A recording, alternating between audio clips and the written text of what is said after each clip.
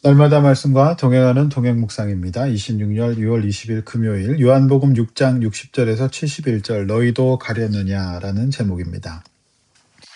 성도 여러분, 요한복음 6장은 세 가지 중요한 사건으로 이루어져 있습니다. 오병이어 사건, 바다 위를 걸으신 사건, 생명의 떡 논쟁 사건이 바로 그것입니다. 6장에 와서 예수님은 자신이 이 땅에 오신 이유와 정체성을 주저없이 더 분명하게 드러내십니다.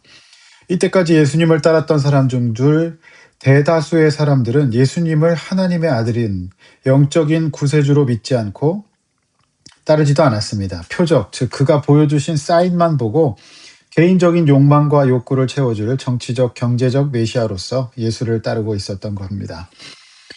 이런 제자들의 모습을 예수님은 안타까워하시며 더욱더 자신의 영적인 메시아로서의 정체성을 가열차게 분명하게 전하십니다.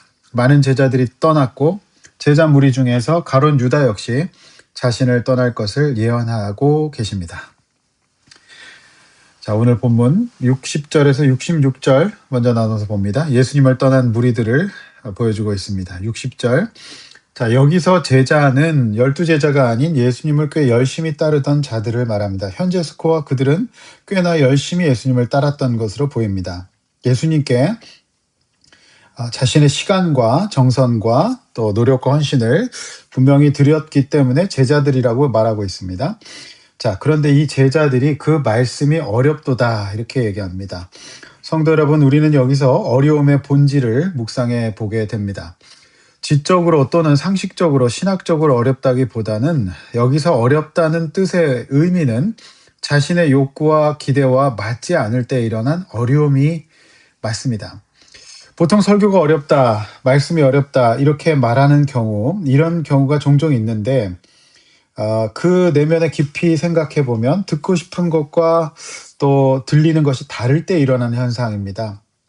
듣고 싶은 것이 복과 위로, 용기 이런 것일 텐데 우리가 들려지는 말씀이 하나님 나라의 제자도와 섬김, 희생, 그 다음에 성화 이런 것들을 얘기하고 하나님 나라를 얘기하면 설교가 어려워지는 경우가 종종 있거든요. 물론 내용과 전달 방법이 어려울 수도 있습니다. 그러나 오늘 본문의 어려움은 더 정확하고 정직하게 이야기하면 그들이 듣고 싶었던 메시지가 아닌 겁니다. 듣기 싫다 보니 내용과 맥락이 끊겼고요. 좋을 수도 있었고 다른 생각을 할 수도 있었습니다. 그러니 이 예수님을 따랐던 제자들이 이해할 수 없는 어려운 말씀이 되어버린 겁니다. 그들이 어렵다는 예수님의 말씀은 분명했습니다. 자신의 몸과 피를 죄의 대속을 위하여 내어줄 것이다. 십자가에서의 죽으심과 부활을 자꾸 말씀하시는 겁니다.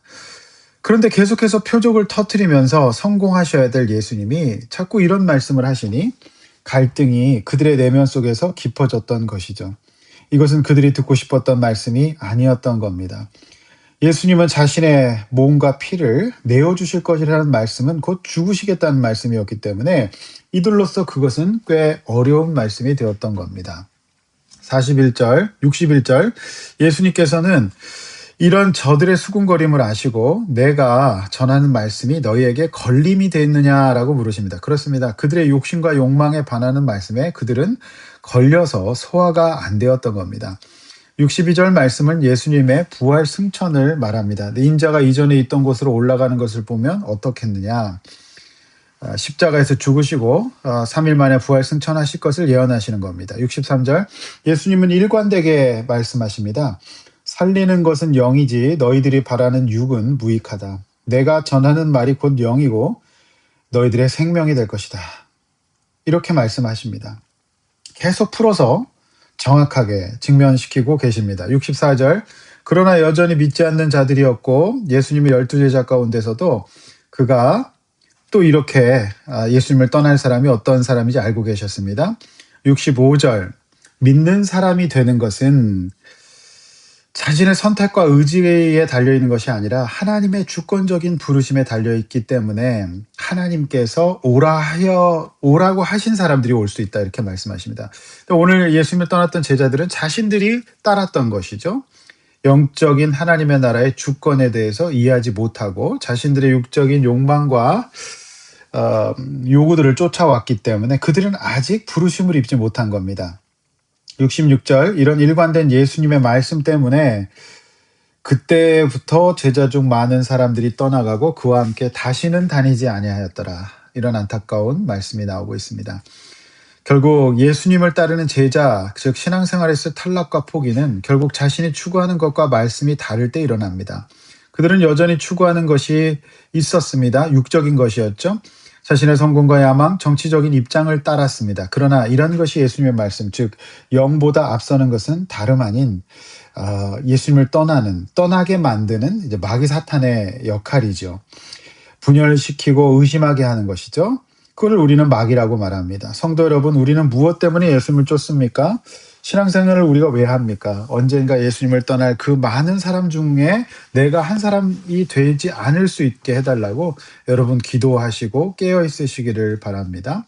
67절에서 71절 베드로와 가룟 유다의 대답이 나옵니다. 자, 67절 보시면은 예수님께서 12제자에게 물으십니다. 너희도 가려느냐? 예수님의 안타까운 마음, 허전한 마음, 서운한 마음, 허탈한 마음을 우리는 이 말씀에서 읽을 수 있습니다. 조금이라도 공감하실 수 있으시겠습니까? 오늘 우리에게도 물으십니다. 너희도 가려느냐? 우리는 어디로 가야 할까요? 예수님께서 물으십니다. 68절 우리의 베드로가 담대히 영생의 말씀이 여기 있으므로 어디에 가겠습니까? 우리는 69절 주는 하나님의 거룩하신 분인 줄로 믿고 이미 알고 있습니다. 이런 대답을 합니다. 이것이 우리 그 베드로의 최대 장점이죠. 이 순간만큼은 올바르고 진정성이 있었습니다.